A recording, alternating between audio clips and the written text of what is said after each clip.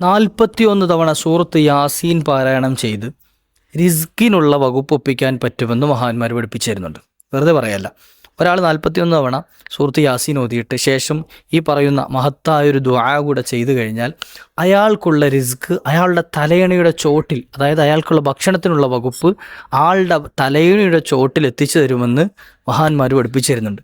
അത്ര പവർഫുള്ളായൊരു ദുആയും യാസീനും എന്ത് ചെയ്യുന്നുണ്ട്, മഹാന്മാർ പഠിപ്പിക്കുകയാണ്. നോക്കുങ്ങൾ, എത്രയോ ആളുകൾ ഉമ്മമാർ സങ്കടം പറഞ്ഞവരുണ്ട്, ആരും നോക്കാനില്ല എന്ന്. ആരും ഭക്ഷണത്തിന് പോലും വകുപ്പില്ല, കടം കയറി ആകെ പ്രയാസത്തിലാണ്, പട്ടിണിയിലാണ് എന്നൊക്കെ പറഞ്ഞ് പരാതി പറഞ്ഞ സങ്കടം പറഞ്ഞ ആളുകളുണ്ട്. ഇൻഷാ അല്ലാഹ് നമ്മുടെ റിസ്കിനുള്ള വകുപ്പ് നമ്മളുടെ കയ്യിലേക്ക് എത്താൻ, അതായത് നമ്മൾ പോലും അറിയാത്ത രൂപത്തിൽ അള്ളാഹു നമ്മളിലേക്ക് എത്തിച്ചു തരാൻ പറ്റിയ പാകത്തിനുള്ള ഒരു അമൽ, ഏറ്റവും പവർഫുള്ളായ ഒരു അമൽ സൂറത്ത് യാസീൻ കൊണ്ട് ഇൻഷാ അല്ലാഹ് നമുക്കൊന്ന് ചെയ്തു നോക്കാം. അള്ളാഹു സുബ്ഹാനഹു വ തആല നമ്മുടെ കാര്യങ്ങളൊക്കെ എളുപ്പമാക്കി തരുമാറാകട്ടെ. വീഡിയോ മുഴുവനായി കേൾക്കുക, മറ്റുള്ളവരിലേക്ക് എത്തിച്ചു കൊടുക്കുക. അസ്സലാമു അലൈക്കും വറഹ്മത്തുള്ളാഹി വബറകാതുഹു. ബിസ്മില്ലാഹി വൽഹംദുലില്ലാഹി അഊദു ബികലിമാത്തില്ലാഹി തമ്മാത്തി മിൻ കുല്ലി ശൈത്വാനിൻ വഹമ്മ വമിൻ കുല്ലി ഐനിൻ ലാമ. അള്ളാഹു നമ്മുടെ സൽക്കർമ്മങ്ങളൊക്കെ സ്വീകരിക്കട്ടെ. വന്നുപോയ അപാകതകൾ പാകപ്പിഴവുകളൊക്കെ അള്ളാഹു മാപ്പ് ചെയ്ത് തരുമാറാകട്ടെ. എല്ലാവർക്കും റാഹത്തല്ലേ, സന്തോഷമല്ലേ, സുഖമല്ലേ? അള്ളാഹു അത്തരത്തിൽ എല്ലാവരുടെയും ജീവിതത്തിൽ വലിയ സക്കീനത്തും സമാധാനവും നൽകി അനുഗ്രഹിക്കട്ടെ. പല ഉമ്മമാരും വിളിച്ചിട്ട്, സഹോദരിമാരാണ് കൂടുതലും പറഞ്ഞത്, ഉസ്താദേ ഭക്ഷണത്തിനുള്ള വക പോലും ഇല്ലെന്ന്.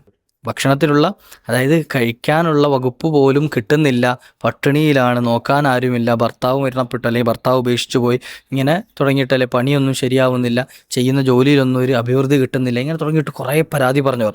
അതായത് റിസ്കിനുള്ള വകുപ്പ്, നമുക്ക് കഴിക്കാനുള്ള ഭക്ഷണത്തിനുള്ള വകുപ്പ് പോലും കിട്ടാതെ പ്രയാസപ്പെടുന്ന സഹോദരങ്ങൾ. അപ്പം അത്തരത്തിലുള്ള ആളുകൾക്ക് ഏറ്റവും എളുപ്പത്തിൽ ചെയ്യാൻ പറ്റിയ ഒരു പരിഹാര മാർഗ്ഗം ഇൻഷാ അല്ലാഹ് പറഞ്ഞു തരട്ടെ. ഇത് എൻ്റെ വകയായിട്ട് പറയല്ല, അള്ളാഹുവിൻ്റെ ഔലിയാക്കളിൽപ്പെട്ട വലിയൊരു മഹാൻ പഠിപ്പിച്ചു തന്നത് മഹത്തുക്കൾ പറയാണ്.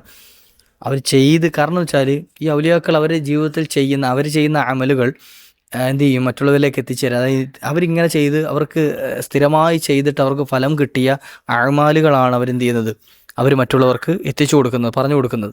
അതായത് അത് ചെയ്തു കഴിഞ്ഞാൽ അവർക്ക് ഫലം കിട്ടിയിട്ടുണ്ട്, അതുകൊണ്ട് നിങ്ങൾക്കും അങ്ങനെ ചെയ്താൽ റബ്ബ് ഫലം തരും, അതിനുള്ള പരിഹാരം നൽകും എന്നുള്ള ആ വിശ്വാസം ഉറപ്പുള്ളത് കൊണ്ടാണ്.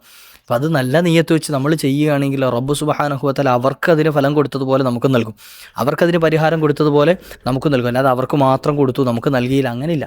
പക്ഷെ അത് ചെയ്യുമ്പോൾ എന്ത് ചെയ്യണം, നല്ല നിയ്യത്തോട് കൂടിയിട്ട് ഹൈറായ രൂപത്തിൽ നമുക്ക് നല്ല സമ്പാദ്യം കിട്ടാൻ, അല്ലെങ്കിൽ റിസ്കിൻ്റെ വാതിലുകൾ തുറന്നു കിട്ടാൻ, നമുക്ക് ഭക്ഷണത്തിൻ്റെ വകുപ്പുകൾ തുറന്നു കിട്ടാനൊക്കെ നല്ല നിയ്യത്ത് വെച്ചിട്ട് ചെയ്തു കഴിഞ്ഞാൽ തീർച്ചയായിട്ടും അല്ലാഹു സുബ്ഹാനഹു വ തആല വലിയ ഫലവും അതിനുള്ള പരിഹാരവും നൽകും ഇൻഷാ അല്ലാഹ്. അതിന് ഏറ്റവും എളുപ്പമുള്ള പരിഹാര മാർഗ്ഗം വിശുദ്ധ ഖുർആൻ തന്നെയാണ്. ഖുർആനാണ് നമുക്ക് വലിയൊരു അത്താണിയാണല്ലോ. നമ്മുടെ ഖുർആൻ നമുക്ക് വലിയൊരു വഴികാട്ടിയും മാർഗ്ഗദർശിയും നമ്മുടെ കാര്യങ്ങൾ നേടിയെടുക്കാനുള്ളൊരു അത്താണി കൂടിയാണ്.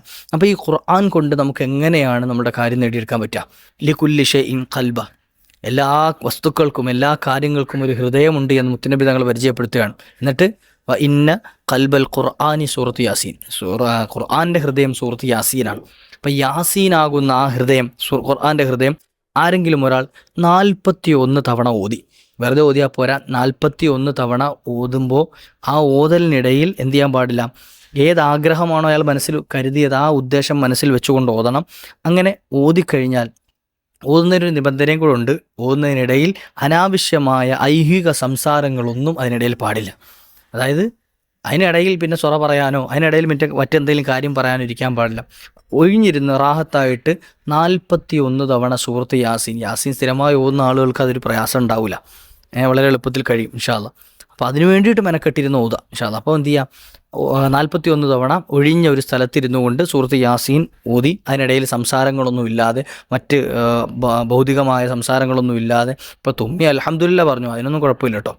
അല്ലെങ്കിൽ ആരെങ്കിലും സലാം പറഞ്ഞപ്പോൾ വലൈക്കും സലാം പറഞ്ഞു, അല്ലാതെ എന്ത് ചെയ്യുക, മറ്റ് ഭൗതികമായ സംസാരങ്ങൾ, അതിനിടയിൽ അനാവശ്യമായ സംസാരങ്ങൾ പറയാതെ ഒരാൾ 41 തവണ ഓതി, അതിനുശേഷം ഈ പറയുന്നതിന് ശേഷം പറയാൻ പോകുന്ന ദുആ അല്പം വലുതെന്ന് വെച്ചാൽ കുറച്ച് ചൊല്ലാനുണ്ട്.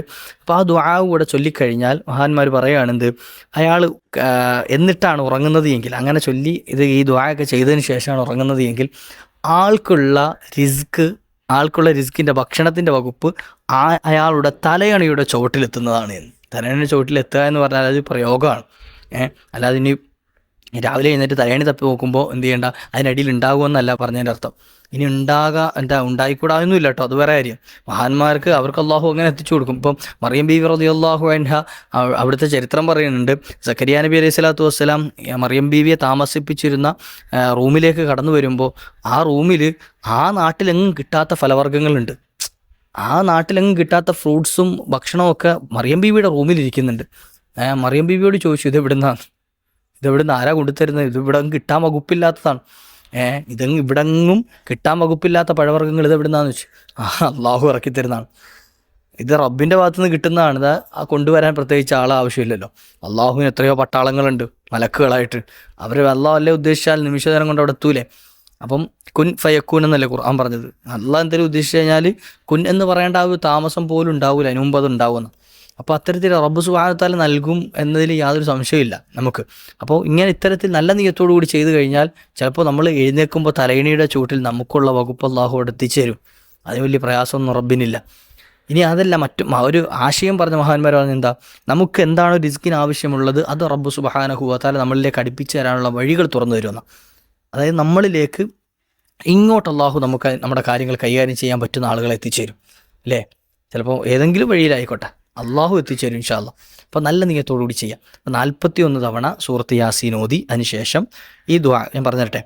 അല്ലാഹുമ്മ ഇൻ കാന റിസ്ഖി ഫിസ്സമാഇ ഫഅൻസിൽഹു وإن كان في الأرض فأخرجه وإن كان في البحر فأطلعه وإن كان بعيدا فقربه وإن كان قريبا فيسره وإن كان قليلا فكثره وإن كان كثيرا فهونه وبارك لي فيه وارزقني من حيث أحتسب ومن حيث لا أحتسب رزقا حلالا طيبا غدقا سقيا مباركا فيه حتى لا يكون لأحد من خلقك علي فيه منة واجعل يدي عليا بالإعطاء ولا تجعل يدي سفلى بالاستعطاء إنك على كل شيء قدير.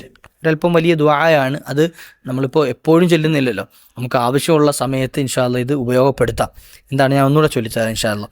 അല്ലാഹുമ്മ ഇൻ കാന റിസ്ഖി ഫിസ്സമാഇ ഫഅൻസിൽഹു വഇൻ കാന ഫിൽ അർദി ഫഅഖ്രിജ്ഹു വഇൻ കാന ഫിൽ ബഹരി ഫഅത്ലിഉഹു വഇൻ കാന ബഈദൻ ഫഖർരിബ്ഹു വഇൻ കാന ഖരീബൻ ഫയസ്സിർഹു വഇൻ കാന ഖലീലൻ ഫകസ്സിർഹു വഇൻ കാന കസീറൻ ഫഹവ്വിൻഹു വബാരിക് ലി ഫീഹി വർസുഖ്നി മിൻ ഹൈസു അഹ്തസിബു വമിൻ ഹൈസു ലാ അഹ്തസിബു رزقا حلالا طيبا غدقا سخيا مباركا فيه حتى لا يكون لأحد من خلقك علي فيه منة واجعل يدي عليا بالإعطاء ولا تجعل يدي سفلى بالاستعطاء إنك على كل شيء قدير. എന്താണ് പറഞ്ഞത്?